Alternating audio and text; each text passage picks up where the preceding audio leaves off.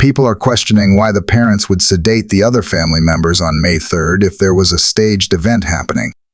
Well, it is because it is the best of two evils. The handwritten timelines were in fact rehearsal sheets of who needed to do what and when. So, imagine the others waking up during those crucial hours of the play. It would ruin the whole plan. Retired detective Bernt stood on a barren hill, realizing this was where the father had returned in secret. 7 years of investigation led to this spot. He whispered to himself, this is where the truth was buried. If you are new here, hit subscribe. I am about to take you through one of the most shocking investigations you have never heard about. While the world watched the media circus, Stellander watched the behavior. He discovered a secret return to the hills that official reports never mentioned. What happened up there, and what did the detective find that the police missed? Like this video if you are ready to hear the alternative theory. Tonight, we reveal what was hidden in the silence. Bernt Stellander checked the chronograph on his wrist. It was exactly 3 in the morning. He was not standing on this elevation to admire the Portuguese coastline or to feel the night air. He was here to test a hypothesis that had consumed 7 years of his retirement. Every step he had taken from the resort below to this specific coordinate had been measured, timed, and logged in the thick leather notebook currently tucked inside his jacket. He was not interested in the atmosphere. He was interested in logistics.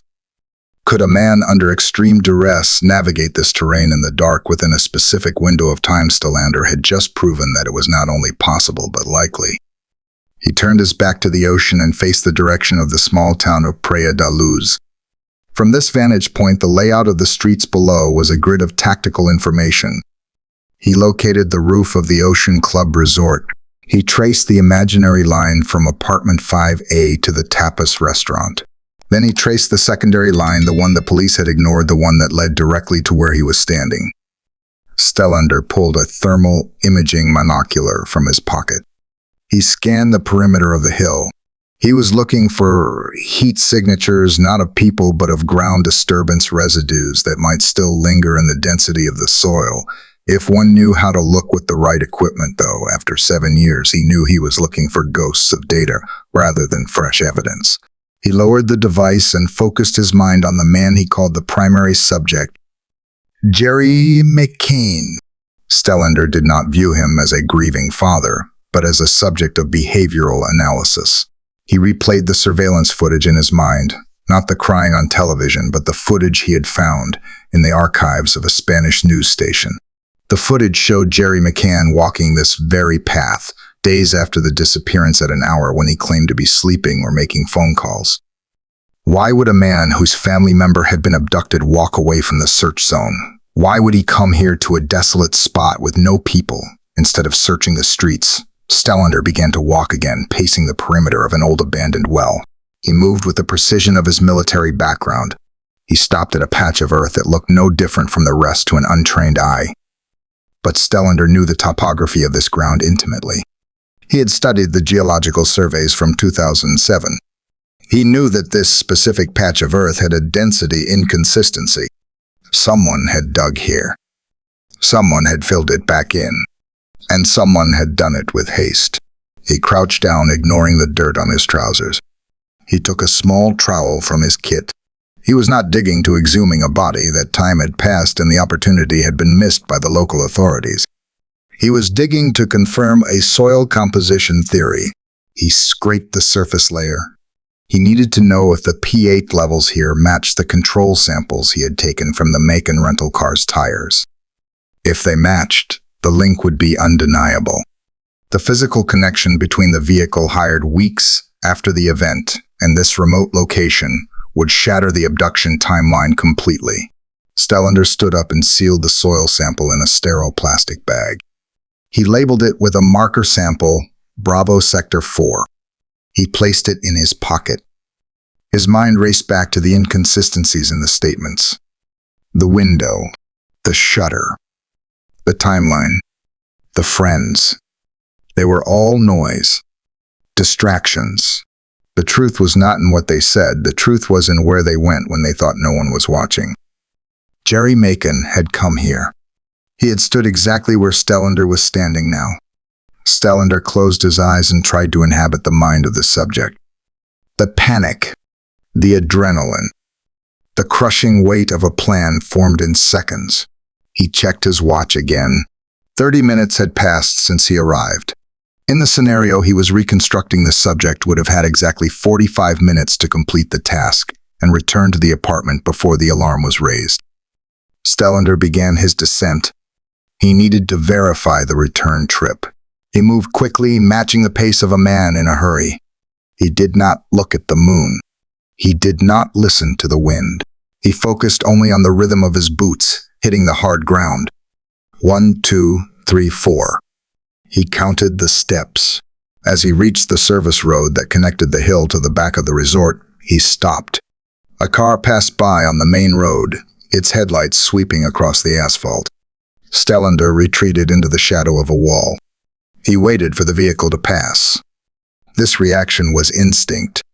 7 years of tracking had made him cautious. He knew that his investigation had not gone unnoticed. There were powerful people who wanted the official narrative to remain challenged. He had received the threats. He had seen the strange cars parked outside his home in Sweden. But they did not matter. He stepped back onto the road. He reached the rear entrance of the Ocean Club. He checked the time. The walk had taken him 12 minutes. Add the time on the hill. Add the time for the act itself. It fit. The mathematics of the crime were sound. The impossible gap in the timeline, the window where the father was unaccounted for, was exactly the length of time required to visit the hill and return. Stellander walked past the tapas restaurant. It was closed, now silent. He looked at the table where they had sat. The laughter, the wine, the checking system. It was all a stage play, a performance designed to create a buffer of time. He felt a surge of cold anger, not the hot passion of vengeance, but the cold, calculating anger of a professional who sees a job poorly done by his peers. The local police had looked for a stranger. They had looked for a predator who broke in. They had never looked at the logistics of a localized containment. He reached his own rented vehicle parked down the street. He unlocked the door and sat inside the silence of the car, sealing him off from the town. He turned on the overhead light and opened his notebook. He wrote down the time of the descent. 12 minutes.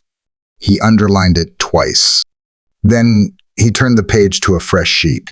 At the top, he wrote a single name. Matthew Oldfield.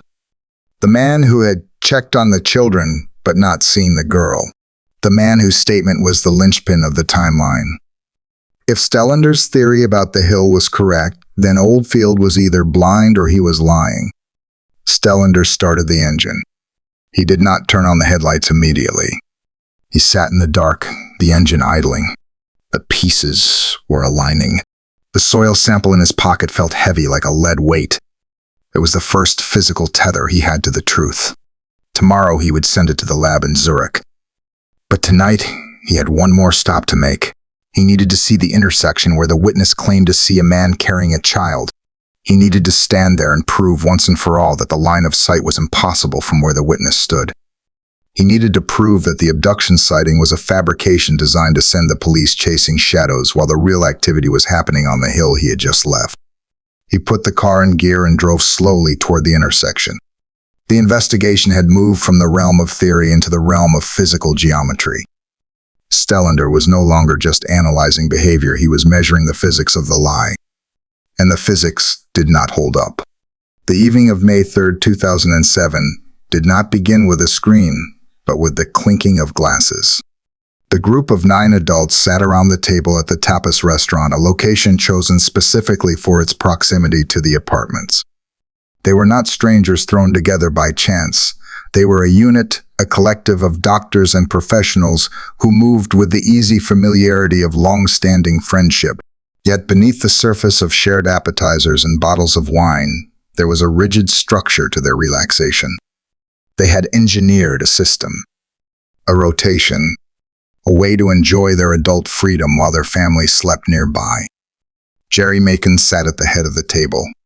His demeanor was relaxed, engaging in conversation about tennis and politics. But his attention was divided. He was the architect of the checking system. Every 20 to 30 minutes, one parent would leave the table, walk the short distance to the apartments, listen for distress, and return. It was efficient. It was logical. It was designed to maximize leisure and minimize risk. But efficiency is brittle. At 9:05 in the evening, Gerry stood up. It was his turn. He left the laughter of the table and walked the path to apartment 5A. He entered through the unlocked patio doors. The silence inside was absolute. He walked into the bedroom. He saw the others sleeping soundly in their travel cots. He saw the subject lying in the bed. He noted the position of the door. He noted the stillness. He did not touch them. He did not speak. He turned around and walked back to the restaurant. He sat down. He poured more wine. He told the group that everything was fine. The timeline began to fracture shortly after his return. A friend, Matthew, volunteered to check next. He was checking his own room, but he offered to listen at the door of the McCann apartment as well. Matthew left the table. He walked to the room. He saw the door was open. He saw light spilling into the room. He did not enter. He did not look at the beds. He assumed the silence meant safety. He returned to the table and reported that all was quiet. This was the critical failure. The assumption. The gap in verification. At 10 o'clock, it was Kate Macon's turn. She stood up, finishing her glass. She was not anxious. There was no reason to be. The reports had been good. She walked the same path her husband and friend had walked. She reached the patio doors. She stepped inside. She noticed immediately that the door to the bedroom was open wider than they had left it. A draft moved through the room, slamming the door shut. She opened it. She looked at the bed. The soft toy was there. The blanket was there. The person was not. For a fraction of a second, her mind rejected the visual data. She assumed the person had wandered to the parents' bed. She checked. Empty. She checked the bathroom. Empty. She checked the living area. Empty. The silence of the apartment was no longer peaceful. It was heavy, suffocating. She ran back to the bedroom. The window was open. The shutter was raised. The realization hit her not as a thought, but as a physical blow. She ran. She did not walk. She sprinted back to the tapas restaurant. Her voice broke the calm of the evening before she even reached the table. She screamed a single sentence that would be repeated in police reports and media broadcasts for decades. She screamed that they had taken her. The reaction at the table was instantaneous. Chairs were pushed back, scraping loudly against the stone floor. Wine glasses tipped over, spilling red liquid across the white tablecloth. The structure of the evening collapsed. Gerry dropped his napkin and ran toward the apartment. The others followed, a chaotic stream of panic rushing into the dark. When they reached the room, the scene was frozen in the aftermath of the event. The empty bed, the sleeping others, the open window. Gerry began to search under the beds inside the wardrobes, his movements frantic and uncoordinated. He shouted her name. Kate was pacing the living room, her hands gripping her own arms, striking herself, caught in a loop of shock. The friends divided. Some ran to the reception to call the police. Others began to search the immediate perimeter. They shouted into the night. They knocked on neighbors' doors. The organized system of the dinner had disintegrated into a primal scramble. The police did not arrive immediately. Minutes stretched into an hour. The golden hour, the critical window for securing a crime scene, was bleeding away with every passing second. People were walking in and out of the apartment. They were touching surfaces. They were contaminating the very environment that held the answers. The timeline of the investigation was compromised before it had even begun. When the officers finally appeared, they were patrolmen, not detectives. They saw a grieving mother and a frantic father. They saw a group of wealthy tourists. They did not seal the room. They did not separate the witnesses for questioning. They allowed the parents to continue searching, to continue touching, to continue blurring the lines between the crime and the reaction. Gerry McCann took charge of the chaos. He began to direct the search. He sent friends to different quadrants of the resort. He was managing the crisis. His behavior shifted from panic to command. He was thinking about logistics. He was thinking about coverage. He was establishing a narrative of action. Meanwhile, the others slept. Through the screaming, the slamming of doors, the shouting of names, and the arrival of sirens, Sean and Amelie did not wake. They lay motionless in their cots, breathing in a rhythm that was unnaturally deep for the chaos erupting less than a meter away. Nobody questioned this at the moment. Nobody paused to ask why the noise of a mother's terror did not rouse them. The focus was entirely on the absence of the third individual. The night wore on. The initial search radius expanded. Staff from the resort joined the guests. Flashlights cut through the darkness, sweeping across swimming pools and tennis courts. Voices called out a name that was slowly becoming a ghost. Inside apartment 5, a phone rang. Friends called family. The narrative was being set. The word abduction was used in the very first calls. Before any evidence was found, before any investigation was launched, the conclusion had already been drawn and communicated to the world. Kate sat on the edge of the empty bed. She held the soft toy that had been left behind. She looked at the open window. She looked at her husband. The air in the room was thick with unspoken questions. The dinner was over. The vacation was over. The life they knew had ended at 10 o'clock. Now they were no longer doctors or tourists. They were the parents of the missing person. And the performance of their lives was just beginning. Bernt sat in a room defined not by its walls, but by the information contained within it. Screens flickered with paused images of faces. Transcripts were stacked in precise towers, and audio recordings lay ready for dissection. He was a man who lived in the space between truth and deception. For 23 years, he had served in military intelligence, a career that had stripped him of the ability to take human speech at face value. He did not listen to what people said. He watched what their bodies did while they were saying it. His specialization was behavioral forensics. In the military, this meant interrogation resistance assessment. He taught soldiers how to withstand questioning, and conversely, he taught interrogators how to break through the rehearsed barriers of enemy combatants. He knew that the human brain was a biological machine that required immense energy to maintain a lie. Truth flowed with the rhythm of memory. Deception required construction maintenance and constant checking. This effort created leakage. A twitch of a finger. A micro-expression of fear masked by a smile. A delay in answering that lasted a fraction of a second too long. Stellander had retired from active duty in 2006, but his mind refused to decelerate. He transitioned into the private sector, consulting for security firms and developing training curriculums for law enforcement. It was in early 2008 that the McCann case first crossed his desk, not as an investigation, but as a potential teaching tool. He needed a high-profile case with hours of available footage to demonstrate the principles of deception detection to a class of advanced recruits. He began with what he termed baseline immersion. Before analyzing the suspect, one must understand the person. Stellander acquired family videos recorded months before the disappearance. He watched Gerry and Kate McCann at birthday parties, at family gatherings, and in professional settings. He was mapping their natural baselines. How often did Gerry blink when he was relaxed?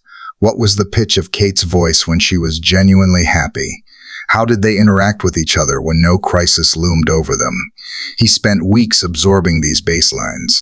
He learned that Gerry was naturally articulate, a man who spoke in complete paragraphs and used his hands to emphasize logical points. He learned that Kate was more reserved, her emotions often internalized, displaying stress through a tightening of the jaw rather than verbal outbursts. These were their control settings. Any deviation from these norms during the crisis period would be significant. Once the baselines were established, Stellander introduced the variable of trauma. He switched to the footage from May 4, 2007 and the days that immediately followed. He expected to see the chaotic disintegration of their composed personas. He expected to see the non-linear, fragmented communication style of parents in acute shock. Instead, he saw something that made him pause the video and lean closer to the screen. He saw control. It was not the control of stoicism. It was the control of management. Gerry's hand gestures had changed.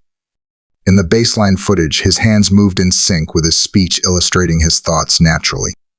In the post-disappearance interviews, his hands were often frozen or engaged in what Stellander called self-adapters, touching the nose, adjusting the collar, rubbing the neck. These were classic soothing behaviors, biological attempts to calm the nervous system down. But they occurred specifically when difficult questions were asked about the timeline, not when discussing the emotional loss of the victim. Stellander isolated a specific clip from a press conference given 5 days after the event. A reporter asked about the checking system used at the dinner. Gerry answered immediately. There was no hesitation, no searching for memory. The answer was crisp, rehearsed, and delivered with a direct stare that felt aggressive rather than pleading. Stellander ran the audio through a voice stress analyzer. The pitch remained flat. There was no tremor of uncertainty. A man recounting the night he lost the victim due to a failed safety check should display guilt, regret, or defensive anger. Gerry displayed administrative competence. This anomaly was the spark. Stellander moved from casual observer to analyst. He applied his proprietary linguistic pattern analysis. He transcribed every public statement the couple had made in the first month. He looked for pronoun usage. In genuine abduction cases, parents typically use the victim's name constantly and use present tense verbs, reinforcing the belief that the victim is still alive. Stellander noticed a subtle but persistent distancing. They frequently referred to the situation or the event rather than the person herself. Occasional slips into the past tense were corrected quickly, but they were there. He focused on the concept of clustering. A single sign of deception meant nothing. It could be nerves or exhaustion. But Stellander looked for clusters, 3 or more indicators occurring within a 5-second window. He found them repeatedly. Specifically, he found them whenever the conversation turned to the physical logistics of the apartment. When asked about the doors, the windows, or the shutters, the cluster appeared: a gaze aversion, a throat clear, and a shift in posture. Stellander realized he was no longer preparing a lesson plan. He was building a dossier. The behavior he was observing did not match the profile of victimization. It matched the profile of containment. In his military experience, he had seen this pattern in officers who had made a catastrophic error and were trying to cover it up to protect their unit. It was the psychology of the best of two evils.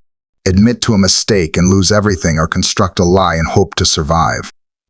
He opened a new file on his secure server.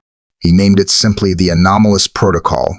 He began to categorize the footage not by date but by behavior.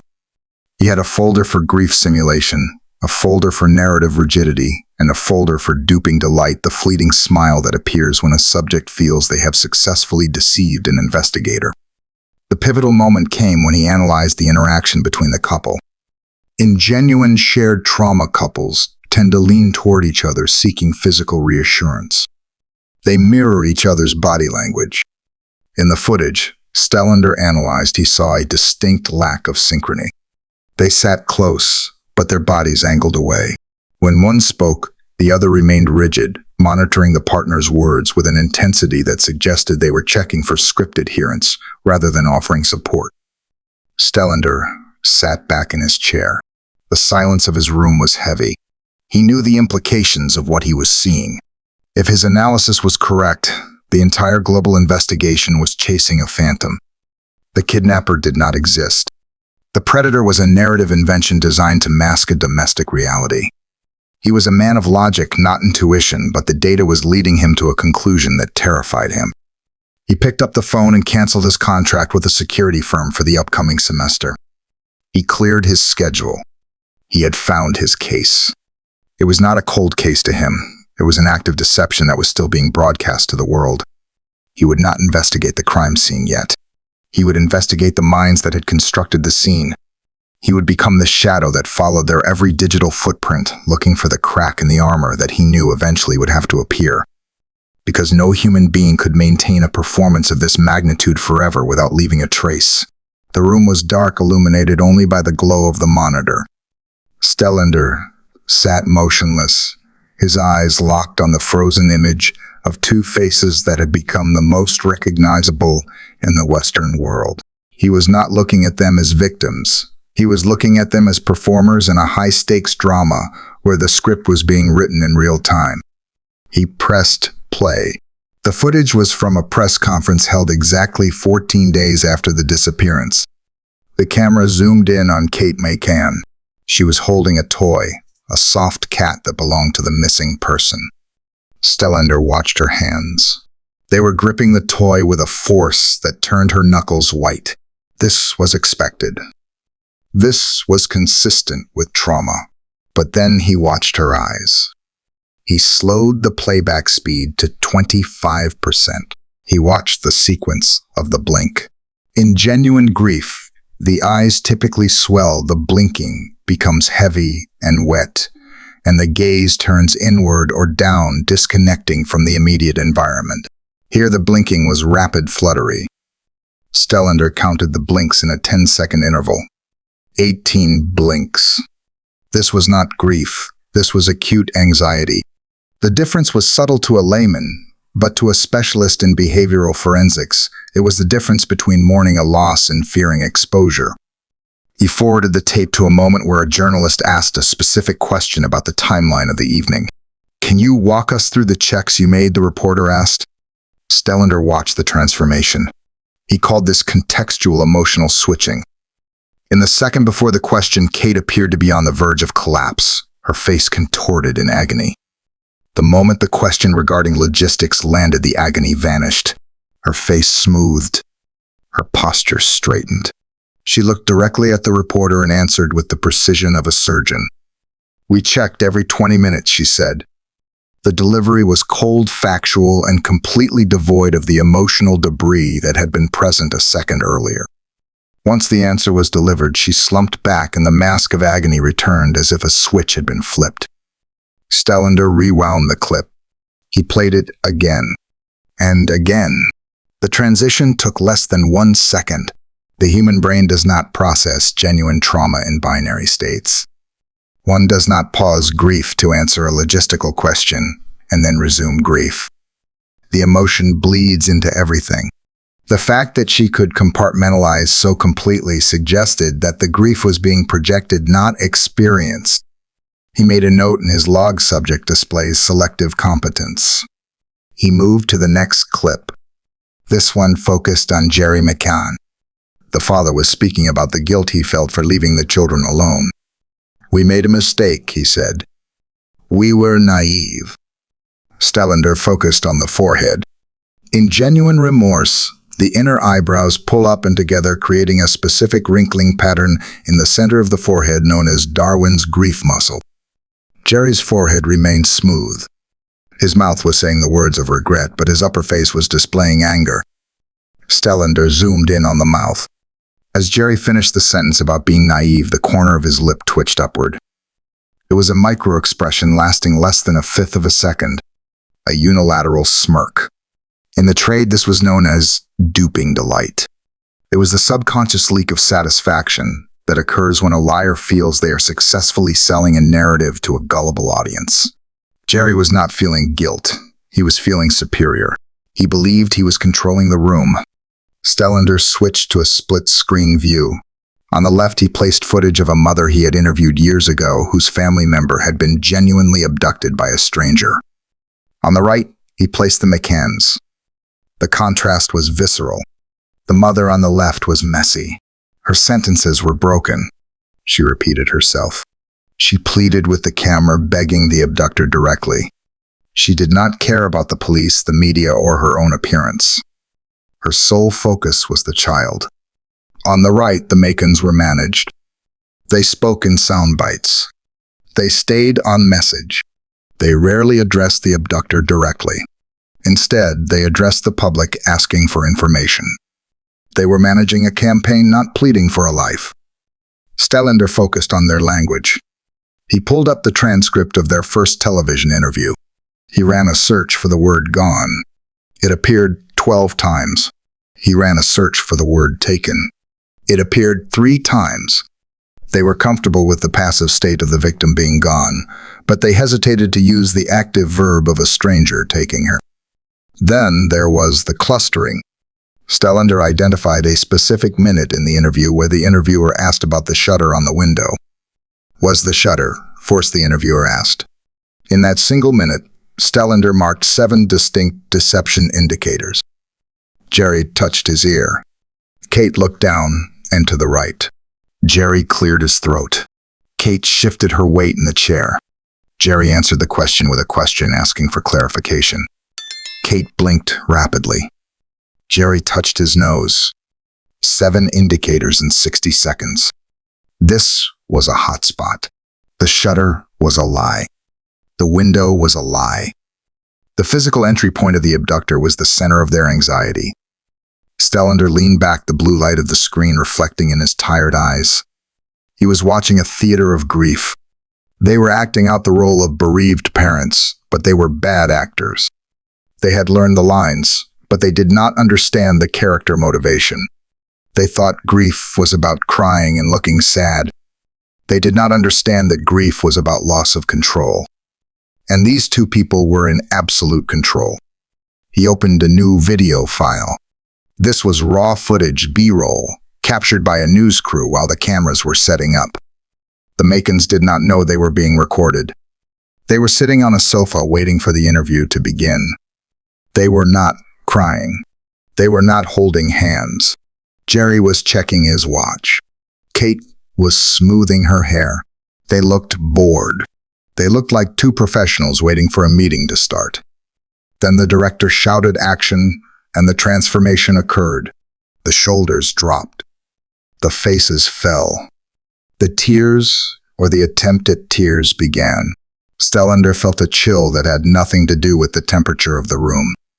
He was watching the fabrication of history. The world was weeping for this couple, sending millions of dollars, launching international searches, while the subjects of that sympathy were checking their watches. He saved the analysis file under the name The Performance. He knew now that he could not trust a single word that came out of their mouths. The investigation had to bypass their testimony entirely. If the window was a lie, then the intruder was a lie. And if the intruder was a lie, then the victim had never left the apartment alive. The theater was designed to hide the corpse, not to find the missing person. And Stellander was the only one in the audience who wasn't clapping. Bernt Stellander stood before a wall covered in white paper. In his hand was a black marker. He was not drawing a map of the town or the coastline. He was drawing a map of the human nervous system under siege. He called this technique trigger mapping. It was a method he had developed during the Cold War to identify the specific topics that caused a spy to lose their composure. A liar can memorize a story, but they cannot control their autonomic response to a threat. He had divided the wall into columns. Each column represented a specific topic of inquiry: the dinner, the checks, the intruder, the timeline, the search, and the background. He began to rewatch the interviews he had cataloged, but this time he was not looking for general deception. He was looking for the specific spike. He was looking for the moment where the stress went from manageable to critical. He played a clip from a British television interview. The journalist asked about the weather that night. Gerry McCann answered easily. His shoulders were loose. His breathing was rhythmic. Stellander marked a green dot in the background column. He played the next clip. The journalist asked about the relationship with the Portuguese police. Gerry leaned forward. His voice became louder. He expressed frustration. This was stress, but it was consistent with the situation. An innocent man would be frustrated with a stalled investigation. Stellander marked a yellow dot. This was rational stress. Then he played a clip where the journalist asked about the window. Why was the window open if the shutters were down, the journalist asked. Stellander paused the frame. He traced the reaction. Gerry did not answer immediately. He looked at Kate. Kate looked at her lap. Gerry touched his collar. He cleared his throat. When he finally spoke, his voice was tight, the pitch higher than his baseline. He gave a complicated explanation about drafts and aerodynamics. He was over-explaining. This was irrational stress. Stellander marked a red dot in the intruder column. He continued this process for days. He analyzed hundreds of questions. Slowly, a pattern began to emerge on the white paper. The red dots were not scattered randomly.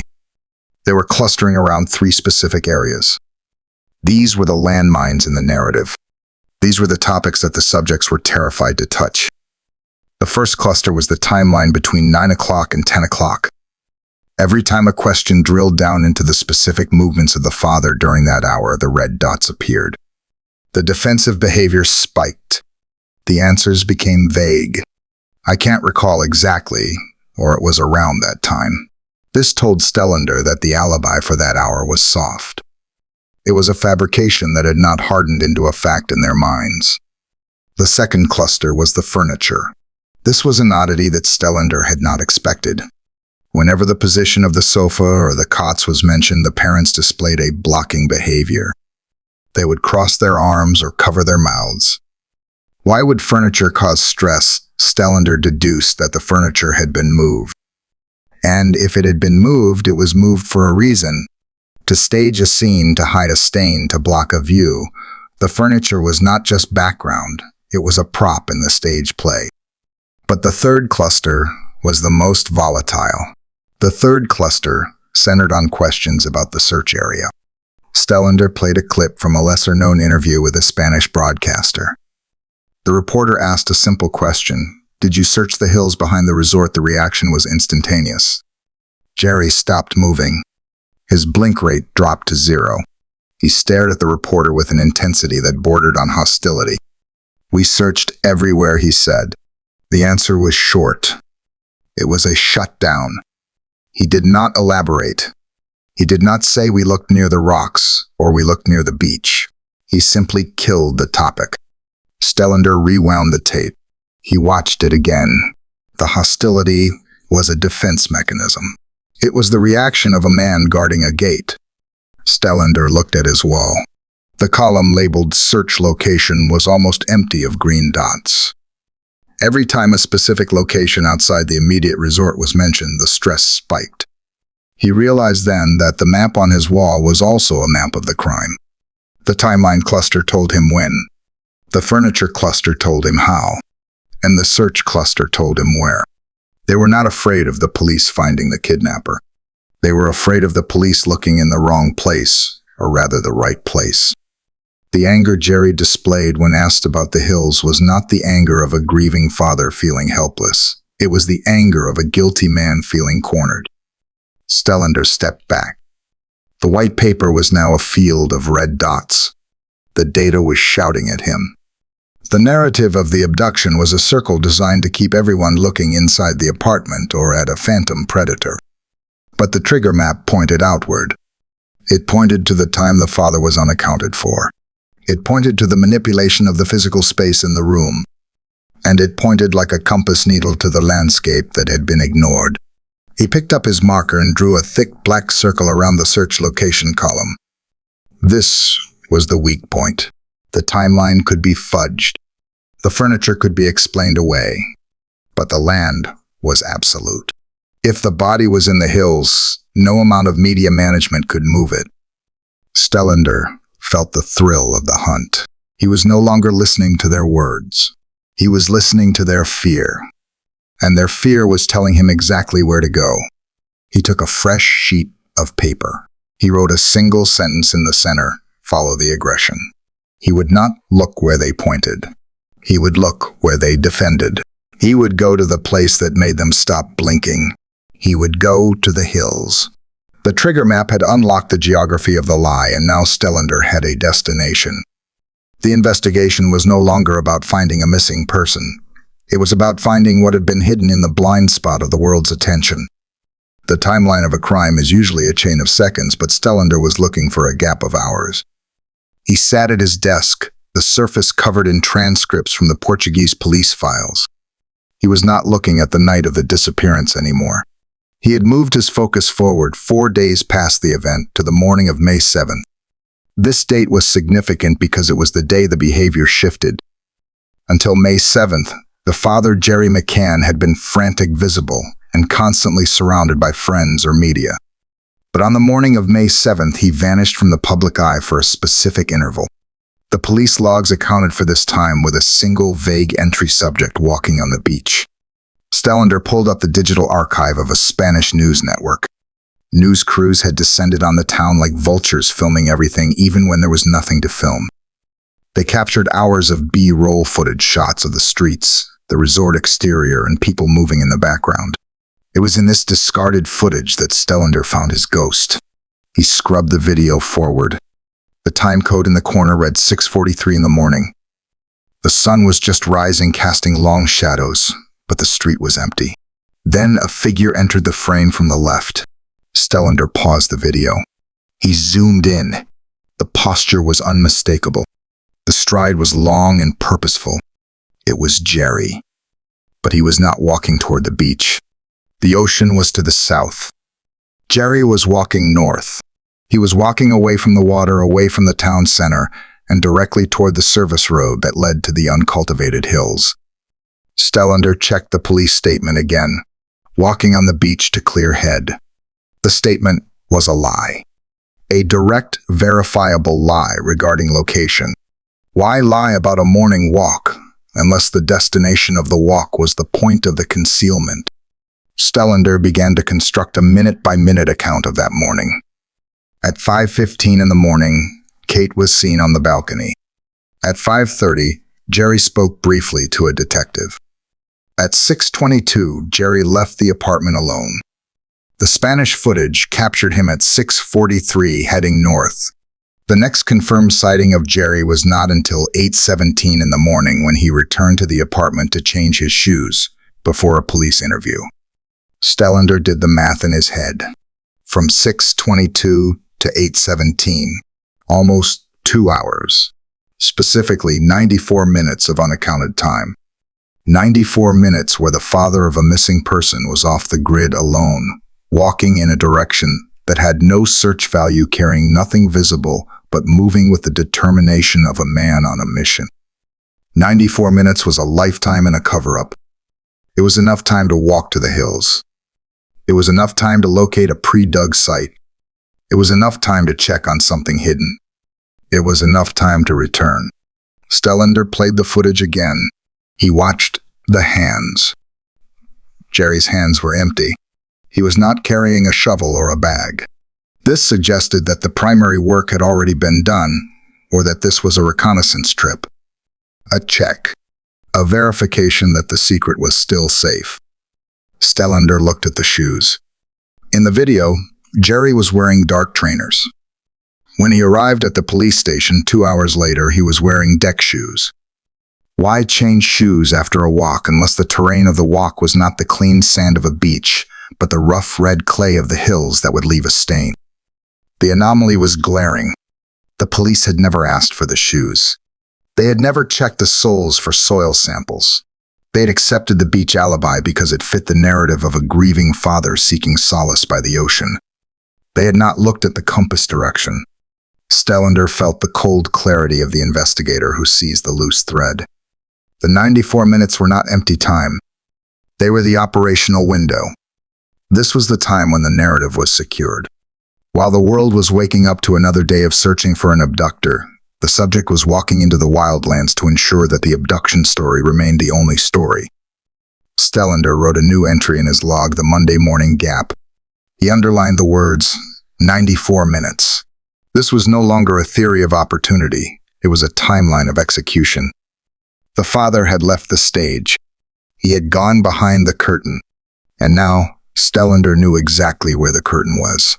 Stellander arrived in Praia da Luz, not as a tourist, but as a ghost. He rented a vehicle with tinted windows and drove directly to the northern perimeter of the town. He did not check into a hotel. He did not walk the promenade. He had no interest in the nostalgia of the crime scene. His interest was strictly tactical. He parked the car on a dirt track obscured by high scrub. He opened the trunk and removed his equipment: 2 high-resolution trail cameras, a night vision monocular, and a directional microphone. He checked the battery levels. They were fully charged. He checked the memory cards. Empty. He began the climb. He moved with the efficiency of his training, keeping his profile low, avoiding the skylines where a silhouette might be visible from the town below. He was not looking at the view. He was calculating angles of incidence. He needed a position that offered a direct line of sight to the specific patch of disturbed Earth he had identified on the satellite maps, but one that remained invisible to anyone visiting that spot. He found a cluster of rocks that formed a natural blind. He set up the first camera. He strapped it low to the ground, camouflaged with gray tape to match the stone. He angled the lens toward the intersection of the two main paths leading from the road. This was the choke point. Anyone coming to this area by foot or car had to pass through this frame. He moved 300 meters to the east. He found the abandoned well. It was a gaping mouth in the ground, uncovered and dangerous. He did not look down into the darkness to imagine what might be there. He looked at the lip of the well for signs of friction. Ropes, shoes, tires. He set the second camera high in a twisted tree, aiming it down at the well's entrance. This camera was motion activated. If a rabbit moved, it would record. If a man moved, it would capture him. Stellander settled into his own observation post as the light began to fail. He was not afraid of the dark. The dark was his ally. It was in the dark that people felt safe enough to return to the scenes of their crimes. He adjusted his monocular. The green glow of the night vision transformed the hill into a lunar landscape. He scanned the town below. He could see the lights of the Ocean Club. He could see the street lamps tracing the route. He had mapped the route from apartment 5A to where he now sat. It was a straight shot, a corridor of shadows. He waited. Surveillance was 90% boredom and 10% adrenaline. He controlled his breathing. He ignored the cold seeping into his joints. He was waiting for a pattern to repeat. Criminal behavior is rarely a singular event. It is a loop. The perpetrator returns. They return to check. They return to remember. They return because the secret pulls them back like gravity. Hours passed. The silence was absolute, broken only by the static in his earpiece. Then movement. It was not on the hill. It was on the service road below. A vehicle was moving slowly, its headlights off. Stellander tensed. Driving without lights on this terrain was not negligence. It was evasion. He tracked the heat signature of the engine. The car stopped at the base of the track. Stellander held his breath. The door of the vehicle did not open. The driver was sitting there waiting, watching. Was it security? Was it a lover's lane meeting, or was it someone ensuring the site remained undisturbed? Stellander snapped a photograph through the monocular. The image would be grainy, but it would capture the thermal profile of the car. He zoomed in on the license plate, but the angle was too steep. He watched as the car sat there for 10 minutes. The engine remained warm in his thermal view. Then the car reversed. It turned around and drove back toward the town, still without lights, until it reached the paved road. Stellander lowered the monocular. He did not know who was in the car, but he knew what they were doing. They were checking the perimeter. Just as he was watching them, they were watching the hill. It was a standoff between two silent observers. He checked the time. It was 2 a.m. The witching hour. The time when the facade of the day falls away. He realized then that he was not alone in his obsession with this place. Someone else knew that this hill held the key, and that meant the secret was not buried deep enough to be forgotten. It was shallow. It was active. And it was being guarded. Stellander checked the recording light on his camera. It blinked once, a tiny red eye in the darkness. He was recording now. Let them come back. Let them check their work. He would be here. He was the new variable in their equation, the eyes in the dark that they had never planned for. Stellander sat in the sterile silence of his temporary command center. The room was windowless, the air conditioner humming a low artificial note. On the desk before him, The laptop screen displayed the fruits of his patience. 3 nights of surveillance had produced gigabytes of static darkness, hours of wind moving through invisible grass, and the occasional passage of a nocturnal animal. But Stellander knew that patience was a weapon. He scrubbed the timeline bar with his mouse, moving through the empty hours of the second night. Then the motion algorithm triggered a red flag on the timeline. Stellander leaned forward. The timestamp read 0300 hours. The image on the screen was grainy, illuminated only by the infrared sensors of the trail camera he had hidden near the abandoned well. A figure entered the frame. It was not Gerry McCann. The man on the screen was shorter, stockier. He wore a loose jacket and a cap pulled low. He did not move with the hesitant steps of a tourist or the purposeful stride of a hiker. He moved with the familiarity of ownership. He walked directly to the disturbed patch of earth Stellander had identified. He did not use a flashlight. He knew exactly where he was going in the dark. Stellander paused the frame. He applied a sharpening filter to the image. The face was obscured, but the clothing provided a tactical lead. The jacket had a reflective strip on the shoulder, the kind used by municipal workers or resort maintenance staff. Stellander zoomed in on the man's hands. He was holding a long, thin object. A probe. The man on the screen knelt. He pushed the probe into the ground. He was checking the soil density. He was checking if the earth had settled. This was not the behavior of a random passerby. This was maintenance. Specifically, it was the maintenance of a burial site. Stellander opened his database of resort employees from 2007. He began the process of elimination. He filtered for maintenance staff, groundkeepers, and handymen who had been on the payroll during the week of the disappearance. He cross-referenced their physical descriptions with the figure on the screen. He narrowed the list down to 3 names. Then he looked at the shift logs. Only one of those men had been on duty the morning the police were called. The implication was catastrophic for the official theory. If a local worker was checking the site, it meant the parents were not acting alone. It meant they had help. It meant a transaction had occurred. Silence for money. Access for protection. The kidnapping theory relied on a stranger stealing a child and vanishing. The video evidence suggested a conspiracy involving local assets. Stellander watched the man on the screen stand up. The figure smoothed the dirt with his boot, erasing the mark of the probe. He looked around, scanning the darkness, looking right into the lens of the hidden camera without seeing it. Then he turned and walked back toward the service road. Stellander saved the clip. He named it The Collaborator. He felt a cold fury rising. The police had interviewed this man. Stellander recalled the name from the files. The man had been dismissed as a witness because he claimed to be working on a broken pipe in a different sector. The police had never checked the location of the pipe. They had never checked the dirt on his boots. The investigation had just expanded. It was no longer about a family hiding an accident. It was about a cleanup crew. Stellander realized he was not hunting a single, desperate father. He was hunting a network. The hill was not just a grave, it was a job site. The following night, Stellander returned to the hill. He did not bring cameras this time. He brought a ground-penetrating radar unit, a device that looked like a lawnmower with a digital screen. He moved without a light, guiding himself by memory in the faint glow of the device's display. He reached the target zone. The air was still. He placed the unit on the ground. He calibrated the depth setting to 2 meters.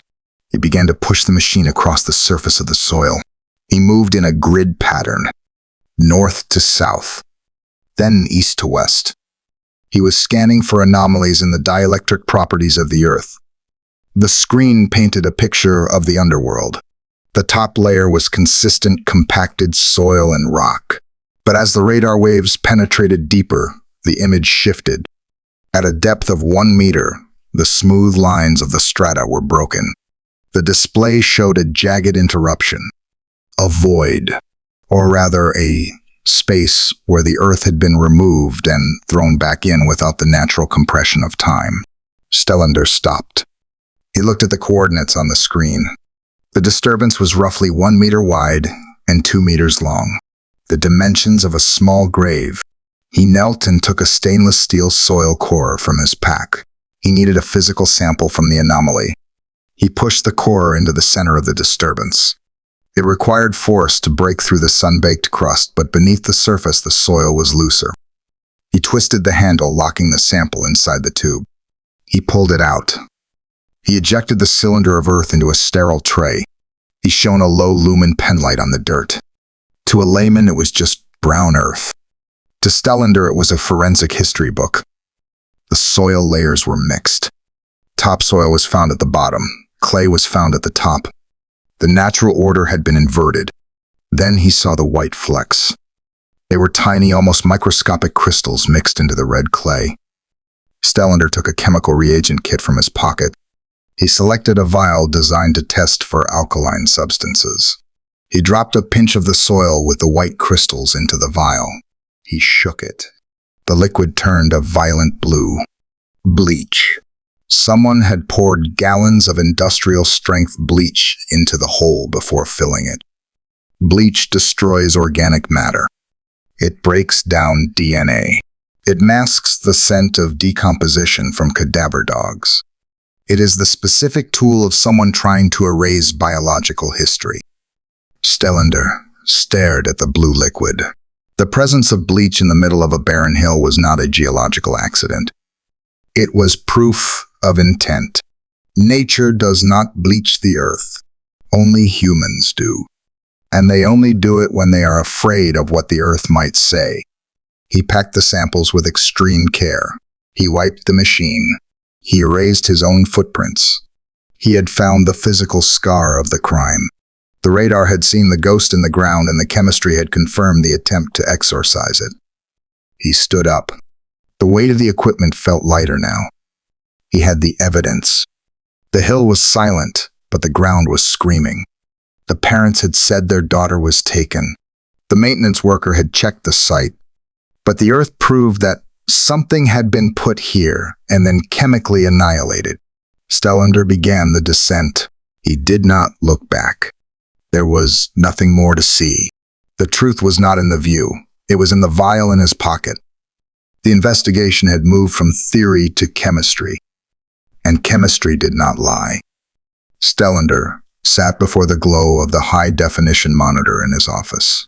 He was not looking at the ground anymore. He was looking at the Earth from space. He had secured access to a commercial satellite archive that captured high-resolution imagery of the Algar region. He was scrolling through the timeline looking for the scar of a tire on the surface of the world. He loaded the image from May 2nd, 2007. The resolution was sharp enough to distinguish individual bushes and the sharp edges of rocks. He focused on the service road that ran parallel to the resort and curved north toward the hills. The road was dusty, light gray against the darker scrub. The area surrounding the abandoned well was pristine. The vegetation was unbroken. The dirt was smooth. Then he loaded the image from May 4th, 2007, the day after the disappearance. Stellander leaned in his eyes, scanning the pixelated grid. There it was. A faint double line cutting through the low grass, deviating from the main track and heading directly toward the coordinates of the disturbed Earth he had found with the radar. He utilized the software's measurement tool. He clicked on the left track and then the right track. The distance between them was precise. 1.5 meters. This was the wheelbase of a standard passenger vehicle. It was not a truck. It was not a piece of heavy farm machinery. It was a car. He cross-referenced the tire width with the vehicle specifications of the Renault Scenic, the model the family would famously rent weeks later. The dimensions were a match. Stellander did not believe in coincidences of geometry. While the specific rental car had not yet been hired, the presence of a vehicle of that exact class making an undocumented journey to a concealment site less than 24 hours after the victim vanished was incriminating. He looked at the path of the tracks. They did not wander. They did not circle. They drove straight to the well and then reversed. The driver knew the destination. This was not a search party. A search party drives slowly, stops frequently, and covers a wide area. This was a delivery. Stellander checked the weather logs for that week. Light rain had fallen on the evening of May 3rd. This meant the ground was soft enough to take an impression but dry enough to hold it. However, heavier rain had fallen on May 8th. He loaded the image from May 8th. The tracks were gone, washed away by the water and the wind. The window of visibility was narrow. If the satellite had passed over a day later, the evidence would have been erased. But the image from May 4th was frozen in time. It proved that while the police were setting up roadblocks and searching the ocean, a vehicle had quietly slipped out the back way, climbed the hill, and deposited something in the earth. Stellander saved the image file. He named it the transport vector. The abduction theory relied on foot traffic, a man carrying a person running to the beach. But the satellite showed a machine moving to the hills. The logistics of the crime were becoming heavier, more mechanical. They had used a car. And a car meant keys, a driver, and a plan that extended beyond a moment of panic. The investigation moved from the digital screen to the physical workshop.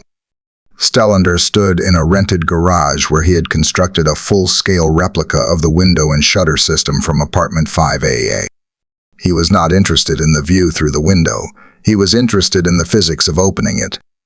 The official narrative stated that the abductor had entered through the bedroom window. To do this, the predator would have had to raise the heavy metal shutter from the outside. The parents claimed the shutter had been jemmied or forced up. Stellander held a decibel meter in his right hand. With his left hand, he gripped the bottom of the replica shutter. He was standing on the outside of the frame. He pulled upward. The metal slats ground against the metal tracks. The sound was a harsh, stuttering clatter that echoed off the concrete walls of the garage. Clack, clack, clack, screech. Stellander looked at the meter. The digital readout displayed the peak volume, 72 decibels. He reset the meter. He tried again, trying to be gentle, trying to slide it up slowly. The friction was unavoidable. The weight of the shutter meant that gravity fought every inch of the lift. The metal groaned. 68 decibels. Stellander walked to the inside of the replica. He placed 2 sleeping bags on the floor, positioning them at the exact distance the family members had been sleeping from the window. Less than 1 meter. 70 decibels is the volume of a vacuum cleaner or a loud conversation. It is the volume of a telephone ringing. The idea that a stranger could force up a rusted metal shutter, creating a noise of that magnitude within arm's reach of 2 sleeping one and not wake them, was biologically improbable. But Stellander was not done. He climbed through the window. The opening was narrow. He had to turn his shoulders sideways. He had to lift his leg high to clear the sill. His foot landed on the bed he had placed next to the window. In the actual apartment, a single bed stood directly under the window. The abductor would have had to step onto the bed, navigate around the sleeping person, pick up the subject, and then climb back out, all while holding a limp body. Stellander attempted the exit carrying a weighted dummy. It was a clumsily acrobatic feat. His foot slipped. His shoulder banged against the frame. The dummy hit the wall. He stepped back, breathing hard. The mechanics of the entry and exit were a fantasy. They were physically possible for a gymnast in a silent room, perhaps. But for a nervous criminal in the dark trying to be quiet, impossible. Stellander went to the workbench. He picked up a tool, a screwdriver. He examined the jemmy marks on the replica shutter he had marked based on police photos. The parents claimed the shutter was forced, but the police forensic report showed no damage to the locking mechanism. The shutter could only be raised if the strap inside was pulled, and the strap was on the inside. Stellander pulled the strap. The shutter rose smoothly. It still made noise, but it was the controlled noise of a mechanism working as designed, not the violent noise of a break-in. The conclusion was binary. Either the abductor was a ghost who could pass through metal and silence physics, or the shutter was raised from the inside by someone who lived there. The break-in was not an entry. It was a stage set. They had opened the window to create a path for a villain who never existed, ignoring the fact that the sound of their own fabrication would have woken the very people they claimed to be protecting. Stellander wrote the final result in his notebook. The silent intruder is a physical impossibility. The window was opened by a resident. Stellander sat in the darkened room, illuminated only by the harsh blue light of his laptop screen. He was hunting a ghost, but not the kind that haunts graveyards. He was hunting a digital ghost, the electronic footprint left behind by a mobile phone moving through a network. He had obtained the raw telecommunications logs from the Portuguese service provider. The data was a dense matrix of codes, timestamps, and sector identifiers. To the police, this data was just a confirmation that the father, Gerry McCann, had his phone with him that night. But to Stellander, it was a geographical tracker.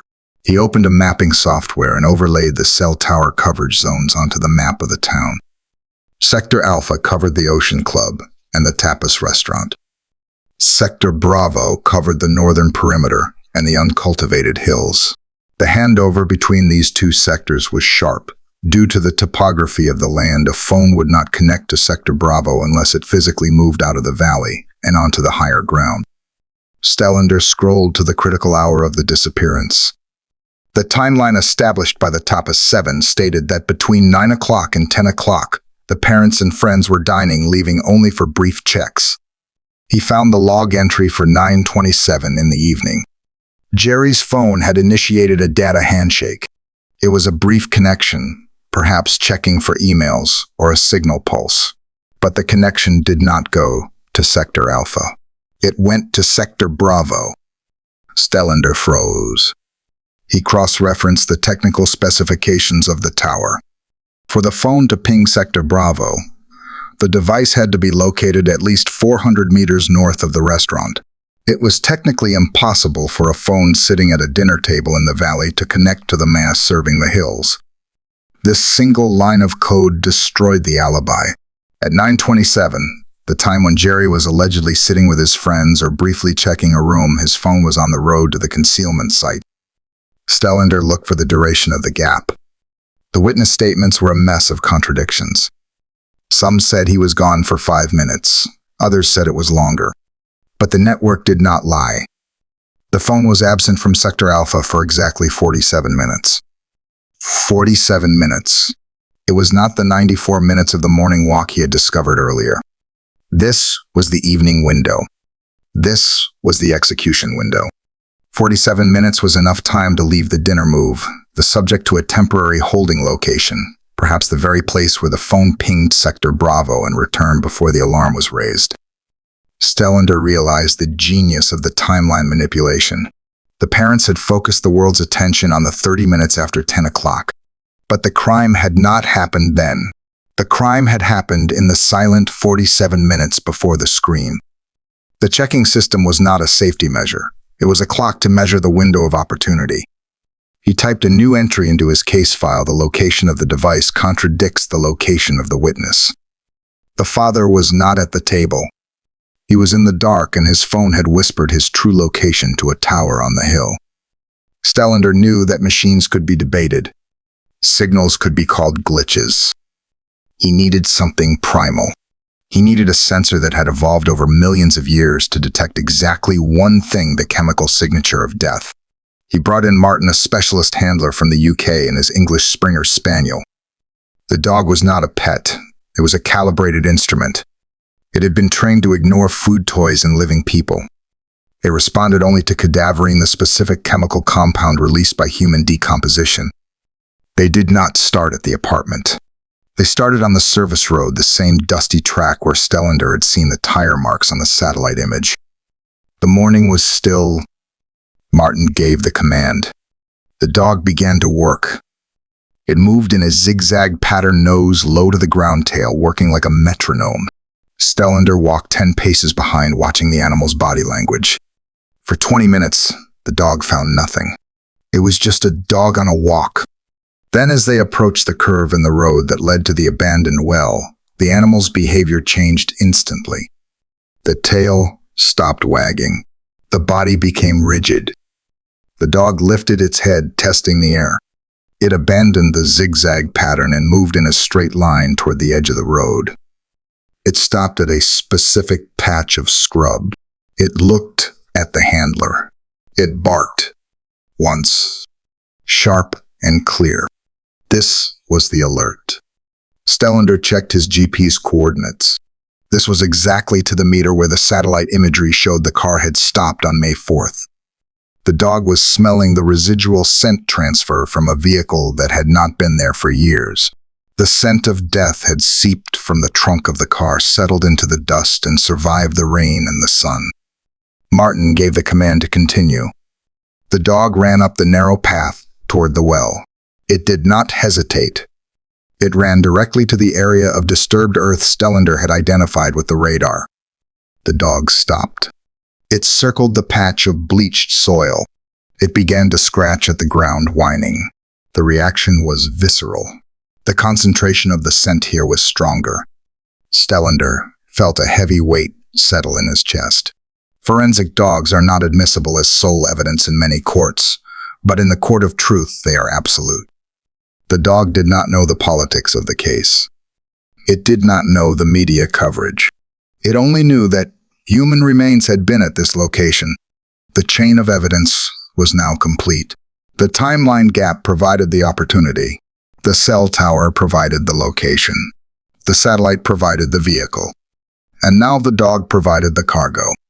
The biological reality of the crime lay beneath their feet. The parents had not just hidden a body, they had moved it. They had transported the victim from the place where she died to this desolate hill using the cover of a dinner party and the confusion of a search to mask their logistics. Stellander looked at the dog, which was now sitting calmly by the handler waiting for its reward. The animal had done its job. It had heard the silent scream of the victim that lingered in the chemistry of the soil. The investigation was no longer a theory. It was a map of tragedy drawn in scent and signal. Bernt Stellander cleared his desk. He placed a single, pristine stack of paper in the center. This was the culmination of 7 years. It was the alternative narrative. He picked up his pen and began to write the final reconstruction, weaving the disparate threads of behavior, timeline, and forensics into a coherent tapestry of the night of May 3rd. The story did not begin with a stranger climbing a window. It began with a domestic accident inside the apartment. Stellander theorized that earlier in the evening before the tapas dinner began, a fall or a sudden medical event had occurred. The victim had ceased to breathe. The parents, both doctors, would have assessed the situation immediately. They would have known with clinical certainty that resuscitation was impossible. In that moment of catastrophic realization, panic fought with logic. To call the police would be to invite an investigation into negligence or accidental death. It would mean the end of their careers, their reputations, and their other children's stability. The survival instinct shifted from saving the victim to saving the family unit. They made the decision to conceal the event. Stellander wrote rapidly. He described the placement of the body, not in a grave immediately, but in a temporary hiding place within the apartment, perhaps the wardrobe or the space behind the sofa. This explained the cadaver dog's alert behind the furniture years later. The scent of death begins the moment life ends. Then came the dinner. The dinner was not a meal, it was an alibi construction. The checking system was invented not to ensure the room was safe, but to ensure the silence was maintained. Every time a parent left the table, they were not checking for breathing, they were checking for decomposition or discovery. The 94-minute gap he had identified in the timeline was the extraction window. Stellander detailed how the father, using the cover of the checking routine or perhaps later during the chaos of the search, moved the body. The cell tower ping in Sector Bravo confirmed the journey. The father carried the subject perhaps in a sports bag, walking the dark path to the hill. The hill was chosen for its isolation. The abandoned well or the roadworks provided a quick temporary concealment. The father returned to the resort, breathless but composed, ready to play the role of the victim. Then the alarm was raised. The mother's scream at 10 o'clock was the curtain raiser. It was a necessary performance to shift the narrative from missing to abducted. By claiming the window was open, they introduced the phantom intruder. By screaming they have taken her, they planted the linguistic seed of a third party. Stellander analyzed the days that followed. The rental of the car weeks later was the final phase. The body could not stay on the hill forever. Wild animals or construction crews might find it. So, under the guise of family trips, they returned to the site. They retrieved the remains. They placed them in the trunk of the rental car, leaving the scent the dog would later find, and moved them to a final permanent location that Stellander believed was miles away, perhaps cremated or buried in a remote construction site that had since been paved over. The abduction was a masterpiece of reverse engineering. They created a villain to fill the void of their own culpability. They utilized the media not to find the missing person, but to fog the investigation. Every sighting of a suspect, every sketch of a man with bad teeth or long hair was a distraction thrown to the police to keep them looking outward, away from the apartment, away from the hill, and away from the parents. Stellander put down his pen. The narrative fit every piece of evidence. It explained the lack of forced entry. It explained the dogs. It explained the phone data. It explained the strange behavior. There was no monster in the night. There was only fear and accident, and the terrible cold logic of preservation. The dossier was complete. 300 pages of behavioral analysis, satellite telemetry, chemical reports, and timeline reconstructions. Stellander placed it in a heavy briefcase. He was ready to hand it over. He was ready to end the silence. He traveled to London. He had arranged a meeting with a contact within the Specialized Crime Directorate. He sat in a sterile office, the fluorescent lights humming overhead. He pushed the briefcase across the table. The official did not open it. He looked at Stellander with a mixture of pity and annoyance. He explained that the case was politically sensitive. He explained that the narrative of the abduction had become a global industry. To challenge it now without a body would be seen as a malicious attack on grieving parents. Stellander argued. He spoke of the soil samples. He spoke of the chemical evidence. He spoke of the truth. The official stood up. He told Stellander that the investigation was closed to external theories. He advised Stellander to destroy the files for his own legal safety. The threat was veiled but clear. If he published this, he would be sued into oblivion. He would be destroyed by the very machinery of justice he was trying to serve. Stellander left the building. He walked through the crowded streets, feeling invisible. The world was moving on. People were reading newspapers with headlines about other tragedies. The face of the missing subject was fading from the public memory, replaced by newer scandals. He returned to Sweden. The isolation of his home felt different now. It was not a sanctuary, it was a prison of knowledge. His health began to fail. The stress of the investigation, the nights spent staring at screens, the weight of the secret, it all took a toll on his heart. His phone stopped ringing. His colleagues distanced themselves. He became the crazy detective who wouldn't let go. One evening, Stellander went to his basement. He opened a large fireproof safe. He took the dossier, the soil samples in their plastic vials, the digital drives containing the terabytes of footage, and the notebooks filled with his handwriting. He placed them inside the safe. He did not destroy them. He could not bring himself to burn the truth. Instead, he acted as the final guardian. He wrote a letter of instruction, taping it to the inside of the door. The files were to be released only after his death, or after the death of the primary suspects. He swung the heavy steel door shut. He spun the dial, locking the tumblers. Click, click, click. The sound of the lock was the final period at the end of the sentence. Stellander walked upstairs. He sat in his chair by the window. Outside, the night was dark. He thought of the hill in Portugal. He thought of the wind blowing over the scrub. He thought of the one who was not lost but hidden. He had failed to bring justice, but he had succeeded in finding the truth. And perhaps he thought as he closed his eyes that was enough for one lifetime. The truth did not need a press conference. It did not need a jury. It just needed to exist, silent and waiting in the dark iron heart of a safe, ready for the day when the world was finally brave enough to read it.